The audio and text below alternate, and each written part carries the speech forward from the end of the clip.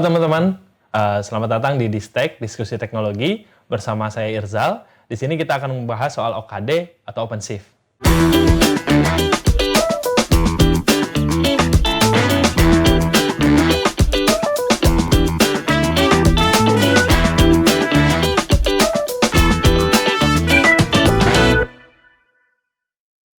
Nah, kali ini kita kepoin nih soal OKD. Kebetulan saya sudah dengan expertnya, Mas Oki Hendriansyah. Dia sebagai spesialis solution architect di Red Hat. Apa kabar, Mas? Baik, Mas. Makasih. Iya, Mas. Soal kerja di Red Hat ini nih, Mas tuh ngapain aja sih? Aduh, Ngapain aja? ya jadi kan saya tuh sebenarnya role-nya kan judulnya sih spesialis solution architect ya. Iya. Jadi sebenarnya lebih fokus spesialisnya di mana? Di OpenShift. OpenShift. Jadi job desk-nya lebih kayak mengetahui seluk-beluknya OpenShift, terus nanti kalau customer butuh detail atau misalnya mau coba segala macam, saya bisa dampingin ya gitu. Jadi make sure everything smooth, nanti baru next engagement gitu. Next engagement-nya, di follow up sama sales. Betul. Oke. Mas Oki sendiri nih di dunia DevOps udah berapa lama ya? Sebenarnya DevOps itu saya sebelumnya di sysadmin ya, jadi memang saya lebih suka Linux itu dulu kan. Terus lama-lama mulai tren DevOps, saya coba pelajarin, kayaknya seru nih gitu kan. Itu total sih ya kurang lebih 10 tahun lah. Oh, 10 tahun ya. DevOps sendiri paling mungkin sekitar 5 tahun belakangan lah. Berarti Mas Oki ini awalnya memang dari sysadmin, terus sudah 5 tahun belajar DevOps ya? Iya, iya. Untuk OKD itu apa sih dan bagaimana cara kerjanya? Jadi OKD itu visinya tuh menjadi sebuah Kubernetes distribution sebenarnya. Jadi dengan distribution itu artinya ya sama seperti kita punya banyak Linux distribution ya. Jadi ada pantengnya lah, cara package management, security-nya, user management seperti apa. Jadi idenya itu kita punya satu Kubernetes distribution yang sama nih. Sama di manapun kita deploy si OKD sendiri.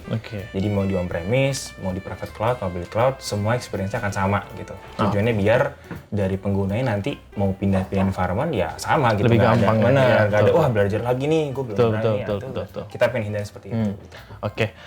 OKD itu kan berupa platform ya Mas ya. Nah, untuk OKD itu sendiri ada edisi-edisinya nggak sih? Ada kayak beda untuk enterprise atau open source gitu?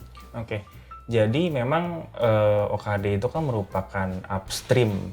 Community project-nya dari OpenShift ya, Red Hat OpenShift. Jadi Red Hat OpenShift itu kalau adalah enterprise offering-nya dari OKD. Kalau misalnya ada customer yang prefer pengen fitur seperti OKD, tapi pengen ada lifecycle, ada security, ada bisa support full dari Red Hat, itu bisa menggunakan OpenShift.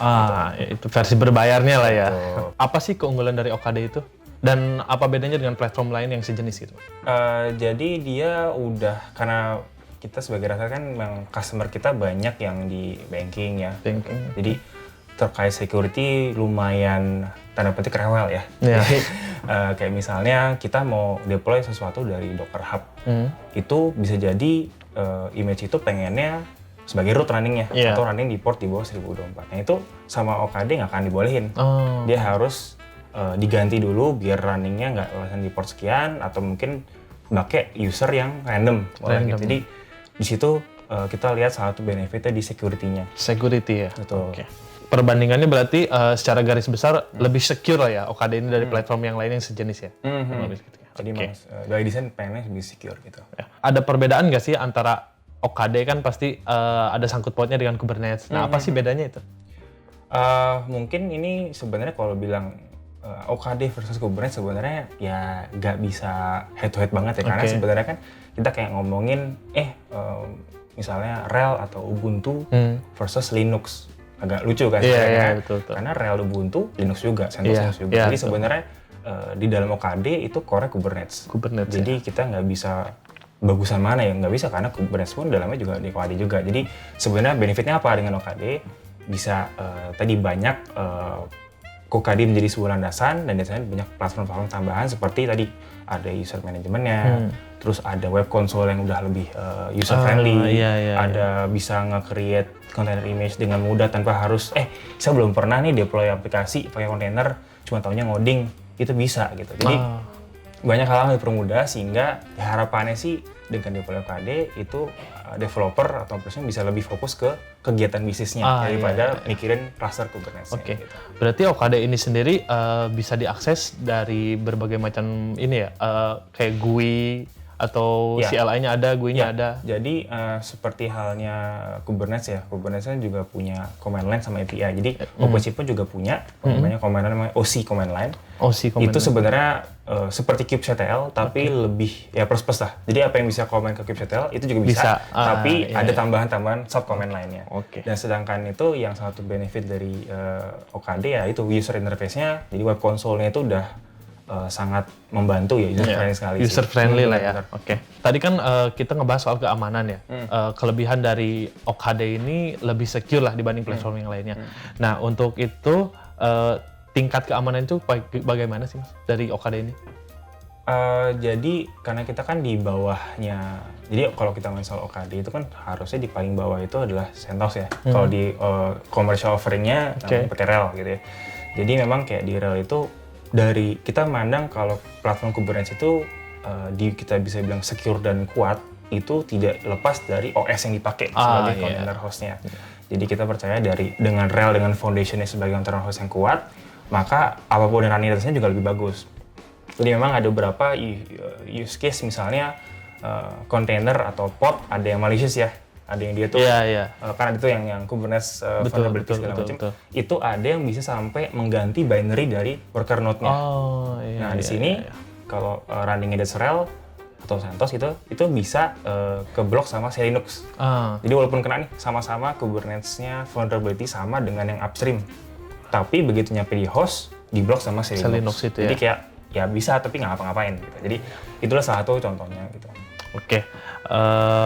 Mas Oki, dalam skala kerja seperti apa sih OKD dibutuhkan?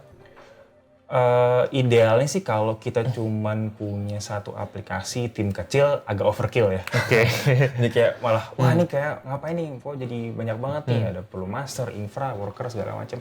Nah cuman kalau ketika udah multiple team, multiple squad itu mulai kerasa karena masing-masing bisa lebih ekspresif, misalnya developer ya, bisa lebih nyoba-nyoba A, B, C tanpa harus nungguin wah ini platformnya belum ready nih. Belum ready, belum ada. Nah itu kita pengen hindarin itu. Jadi dengan adanya si OKD itu bisa lebih cepat eksplorasi, lebih cepat dapat feedback, update lagi jadi kayak gitu. Harapan seperti itu. Oke. Jadi intinya si OKD ini ya udah developer fokus aja ngoding gitu, nggak perlu mikirin infrastruktur dan yang lainnya. Benar. Oke. Ini kan OKD sendiri kan dari community Mas ya. Apa saja yang bisa kita lakukan buat kontribusi ke community OKD? Oke, jadi memang kalau di sini kita baru ada OKD komunitas di Telegram ya. Iya. Nanti mungkin ada kasih linknya. Boleh. Jadi itu juga belum seramai yang di Kubernetes, cuman kita berusaha untuk menggait lah dengan teman-teman yang tertarik dengan OKD, bisa dapat update dan segala macam. Nah terus sebenarnya sih kontribusinya bisa ini ya dengan mencoba OKD sendiri kan sebenarnya ada ketemu isu atau bahkan bisa report juga, jadi bisa langsung feedback juga ke kitanya, ke komunitas juga, sehingga bisa lebih improve lagi ke depannya sih. Improve lagi ke depannya ya, oke. Untuk saat ini yang Mas tahu nih di Indonesia atau mungkin di seluruh yang pakai OKD ini berapa banyak sih? Waduh, udah banyak ya? Kalau berapa banyak, angka sih kurang tahu ya, karena itu kan secara project community yang nggak ada sesuatu yang kayak telemetri atau apa gitu. Cuman dari komunitas-komunitas terutama kayak di US atau misalnya di Australia itu masing-masing biasanya ada kayak work group-nya gitu yang suka ngadain rutin juga. Ya kadang-kadang di facilitate sama timnya Red Hat juga sih.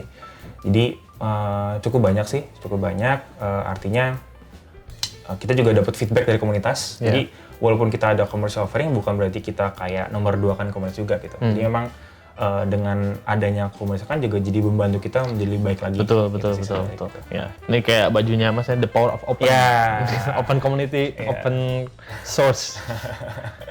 Untuk teman-teman jangan lupa subscribe channel YouTube kita karena banyak video yang sangat informatif untuk teman-teman sekalian, dan jangan lupa untuk follow sosial media kita di bawah ini. Dan apabila teman-teman membutuhkan informasi lebih banyak soal Red Hat, teman-teman juga bisa follow juga. Oke, sekian mungkin. Sampai ketemu di Stack episode selanjutnya.